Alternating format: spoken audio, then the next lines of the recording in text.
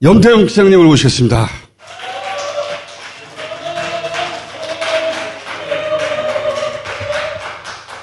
자, 박수!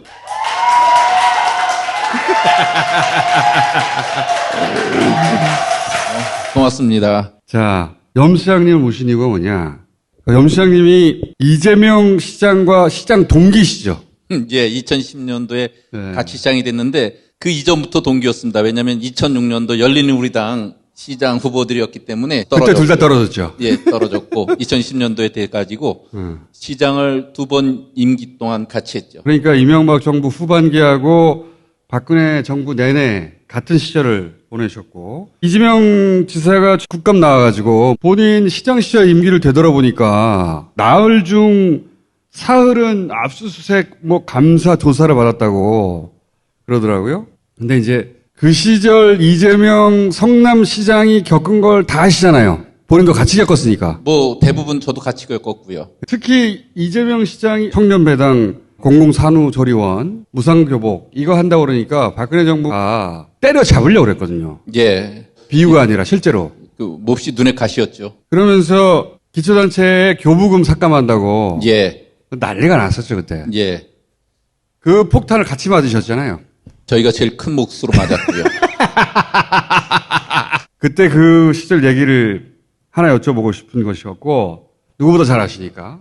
게다가 같은 기초단체장이기 때문에 대장동 개발에 이재명 지사가 배임이다. 말들이 많잖아요. 그 사정을 누구보다 잘 아시지 않습니까? 단체장으로. 저를 불러놓고 제 얘기를 하라는 게 아니라 그렇죠. 다른 사람 얘기를 하라는 거죠, 지금. 정말 저도 귀한 시간인데 백달 같이 달려왔더니 제 얘기를 하는 게 아니라 이재명 지사님 얘기를 하라고 그러니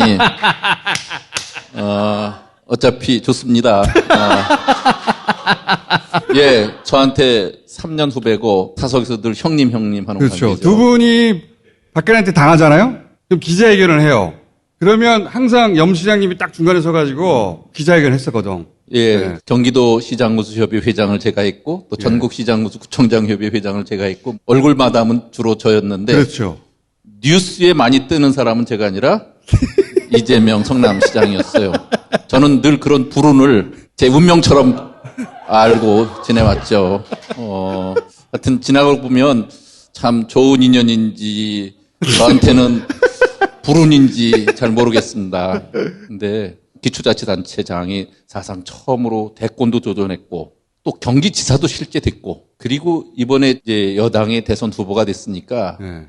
지방자치 역사로 보면 대단한 발전이고 변화입니다. 네. 여의도를 한 번도 경험해보지 못한 사람이 여당의 후보까지 갔으니까 이것은 그 한 개인으로 봐도 대단한 일이지만 한국 지방자치 역사에서도 대단한 질적 전환이라고 할 수 있습니다. 저도 지난해에 정당 사상 최초로 기초자치단체장이 최고위원이 된 그랬죠. 것도 예. 처음. 그때 여기 나와가지고 예. 잘 홍보하셨잖아요. 예. 이제 그랬는데 어떤 일들이 있었냐면 이명박 정부 시절 사찰을 당합니다. 2017년에 이제 촛불혁명으로 정권이 바뀌고 나서 문건이 이제 드러나서 나온 거에 의하면 우리 이재명 시장은 4대강 사업을 반대했다. 좌파 단체를 지원했다. 이런 내용들로 사찰한 문건이 나와요. 예. 그래서 2017년에 저희 자치단체장 11명이 이명박 그리고 원세훈 고발도 했죠. 예. 왜 그렇게 됐냐면 2010년도 지방선거가 굉장히 의미가 있는 선거였어요. 그 전까지는 대부분의 시장, 군수, 구청장들이 그 지역의 토호들이 적어도 부동산도 좀 갖고 있고 상권도 갖고 있고 기득권으로 상당히 뭉쳐져 있던 그룹에서 단체장들을 했어요. 근데 2010년도에 수도권에서 대거 혁신적 자치단체장들이 그 단체장으로 그랬죠. 당선이 됩니다. 그때 이후부터 여러 가지 질적으로 다른 정책들이 쏟아져 나옵니다. 그게 이제 무상급식을 비롯해서 그래서 수도권 기초단체장들을 예. 그때 당시 보수 정권에서는 종북 세력이라고 불렀어요. 예, 그러니까 늘 눈엣 가시였어요. 맞아요. 그래서 사찰도 하고 행정자치부를 통해서 감사도 하고 교부세 감액도 시키고 또 감사원을 통해서 끊임없이 감사하고 또 수사를 받거나 압수수색을 하는 일이 다반사로 있었죠. 항상 그랬죠. 항상. 예. 근데 민선 5기에 성남시장이 취임하고 나니까 그 이전 시장이 판교 개발 이익이 특별회계에 있던 것을 일반회계로 옮겨서 호화청사짓고 그런 데 다 썼어요. 그렇죠. 그러니까 그래서 성남시의 통장이 텅텅 비어 있는 거야. 그래서 그 돈을 갚아놓느냐고 모라토리움이라는 걸 그랬죠. 선언하는 일도 있고 그때 그랬죠. 처음으로 이재명 시장이 중앙 언론에 노출이 됐어요. 예. 단발성으로. 예. 이전 같으면 중앙정부에 그런 식으로 항거하는 사람들이 있기가 어려웠죠. 성남시장이 채무, 특별회계의 돈을 다 갖고 나서는 혁신적 정책들을 하는 게 예. 3대 무상 시리즈 같은 그렇죠. 거예요. 그렇잖아도 이 종북 세력인데 박근혜 정부의 복지를 계속 찌르니까 유난히 미워했어요. 예. 그래서 이재명 성남시장이 무상교복 정책을 발표할 때 사회보장심의위원회에서 성남시는 자기 재원으로 자기 시민한테 이런 사업을 하겠다 하는 것을 그때 허용을 하지 않았습니다. 그러니까 아니 불허했습니다. 성남시 자기 예산으로 한다고 그러는데도 못하겠었어 그때. 저 같은 경우는 중앙정부가 제동을 걸면 이거 해야 되나 말아야 되나 고민하겠는데 이 성남시장은 그걸 강행을 한 거예요. 그러니까 중앙정부가 박근혜 정부가 그렇죠. 재정 개편이라는 걸 해요. 경기도에만 있던 6개 불교부 단체의 재원을 뺏어가는 일을 합니다. 그래서 우리 시 같은 경우는 연간 한 1,800억, 성남 같은 경우는 1,000억이 넘는 돈을 뺏게 돼요. 100억이면 그 도시에 아주 제대로 된 공공도서관을 하나씩 질 수 있는 돈인데 성남 같은 경우는 13억에 우리 같은 경우는 20개 가까이 돈이 없어지는 거니까 가만히 있을 수가 없죠. 그렇죠. 6개 도시 시장들이 모여서 결의를 하고 그땐 그 상대 당도 2명이나 있었습니다만. 그렇죠. 4명은 민주당이었고 예. 용인과천은 예. 그때 당시 새누리당이었어. 거기도 돈이 뺏기니까 가만히 있을 수가 없는 거예요. 이재명 시장 때문에. 그래서 제가 늘 이 시장이 나서지 마라. 자네가 하면 문제가 커진다. 그래서 그랬는데 지난주에 예. 우상호 의원 나와가지고 예. 그 얘기 했었어요. 이재명 때문에 골치 아프다고. 그래서 문화재라고 갑자기 해서. 새누리당 단체장들이 이재명 시장 지지하는 거야. 왜냐면 자기들도 돈 뺏기면 안 되니까. 그래서 웃겼어요, 6월 7일 날 예.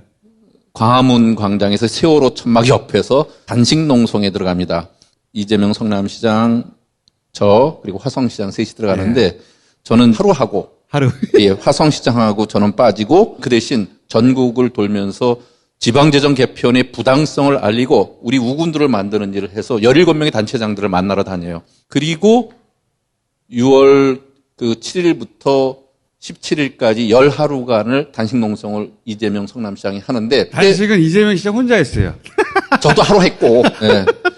그때 김정인 비대위원장이 그만하라고. 멈춰라. 예. 문재인 그 대선 후보였던 분도 찾아가고 뭐 다 이래가지고 결국은 11일 만에 단식을 중지하고 서울대병원으로 입원 들어갔습니다. 예. 그날 밤으로 가서 또 위로도 하고 그랬습니다만. 예. 시장님, 그렇게 본인 성과 말고 예. 그러니까 사찰받고 늘 눈엣 가시로 그런 일들을 겪어왔는데도 성남시장으로서 성남시민에게 새로운 정책들과 복지를 갖고 확실한 정책 브랜드를 만든 것에 성공했죠. 저로서는 굉장히 배울 게 많은 그런 시장이었어요. 단체장이 그런 일로 단식하는 일이 쉬운 일은 아닌데 결기를 보일 때는 확실히 결기를 보이고 그런 모습을 확실히 부각시켰죠. 저로서는 그런 타이밍을 제가 계속 놓치고 있어요. 그 많은 감사원, 감사, 검찰, 수사, 경찰에서 압수수색 이런 일들을 겪으면서 생존의 본능처럼 그 본인은 어떠한 경우에도 금전적인 사고 같은 거 일으키면 안 된다. 절대적으로 그런 부분은 깨끗해야 된다. 이런 것들이 철저하지 않으면 도저히 살아남을 수 없었던 그 시대를 겪었던 것 같아요. 강제 청렴이라니까요. 예. 그리고 기초 단체장을 하시니까 정확하게 알잖아요. 예. 대장동에 대해서 이거 어떻게 보십니까? 공공기관이 할 때는 위험이 높으면 할 수가 없는 겁니다.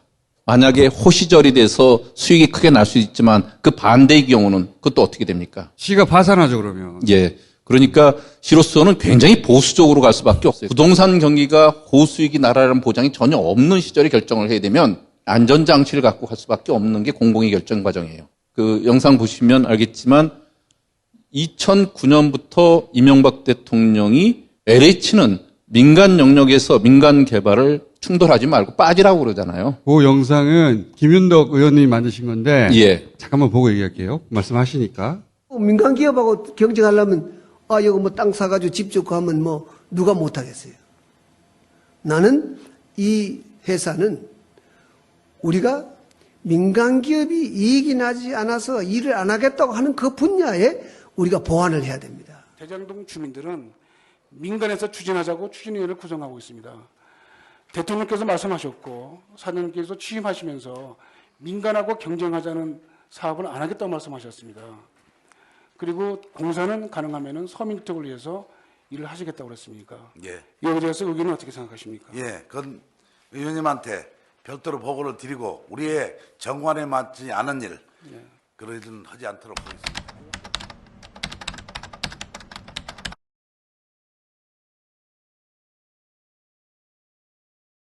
결론적으로 이재명 시장은 1조 원이 넘는 지방채를 발행하면서 약 8천억에 이르는 돈을 개발 사업에 쏟아부을 예정이라는 얘기인데 과연 이 사업이 성공할 수 있을지 걱정이 앞을 가립니다.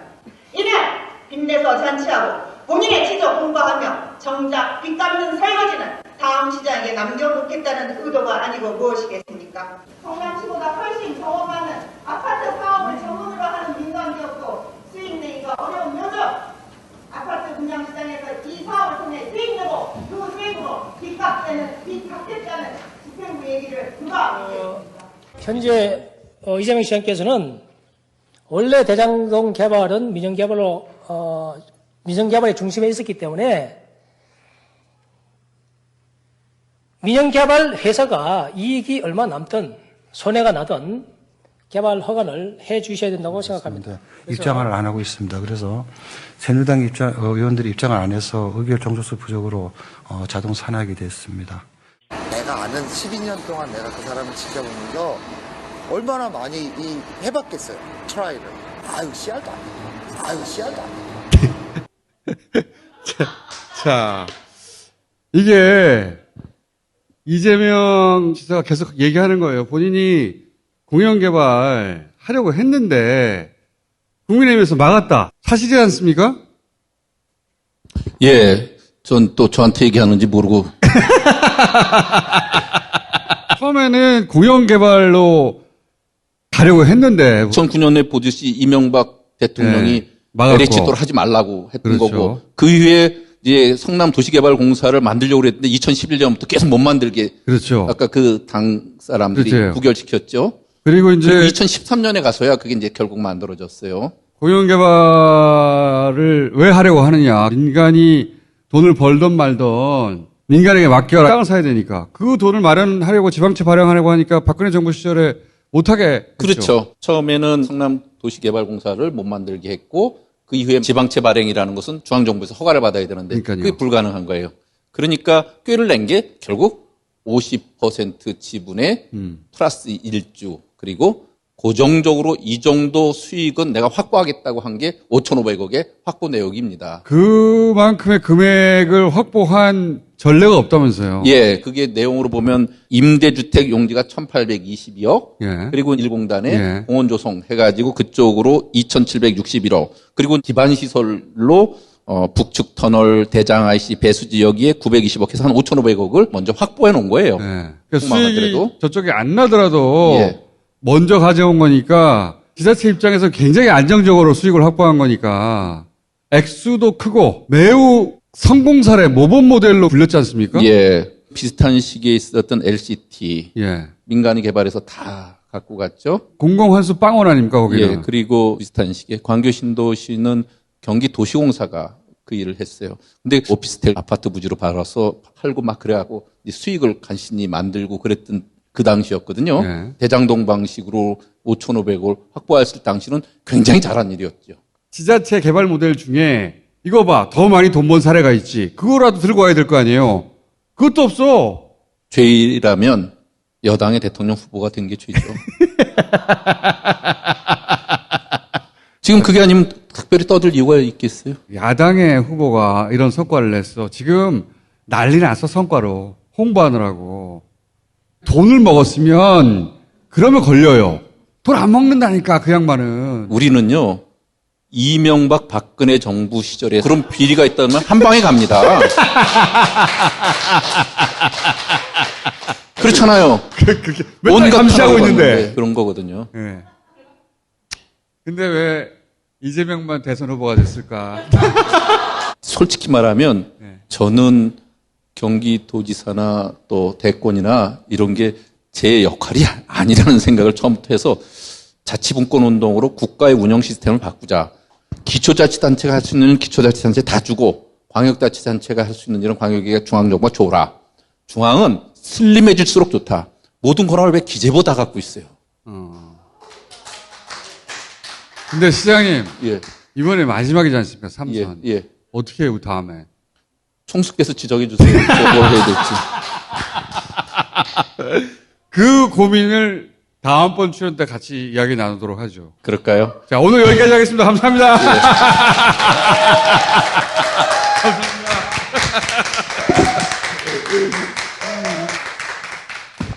다음부터는 제 얘기를 갖고 하고요.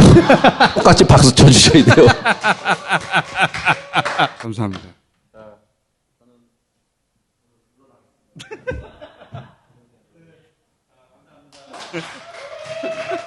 방금 시장님이 저한테 즐거운 시간 되십시오.